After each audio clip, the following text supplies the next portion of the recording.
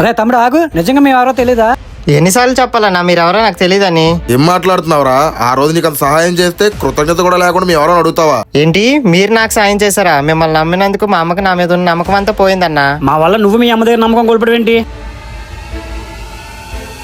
3 సంవత్సరాల తర్వాత మా అమ్మని చూస్తానని ఆనందంగా ఇంటికి వెళ్తున్న రోజు అది. అమ్మా నానా పండు, నేను చూసి ఎన్ని రోజులైందిరా నాన్న. ఏంటి నన్ను ఎలా చిక్కిపోయో?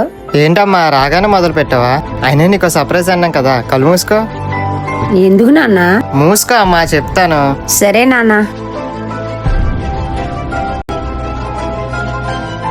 అమ్మా ఇప్పుడు కలుతారు. ఏంట్రా నానిది? సర్ప్రైజ్ అన్నాను కదమ్మా, నీకోసం సిటీలో బంగారం కొన్నాను.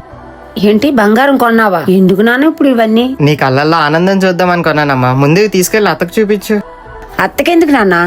ఆ రోజు నీ కొడుకు దేనికి పనికిరాని వాడు ఏది కొనలేడు అన్నది కదమ్మా. ఇప్పుడు ఈ బంగారం తీసుకుని వెళ్ళి నా కొడుకు కూడా అన్ని కొంటాడని గొప్పగా చెప్పుకో అమ్మా.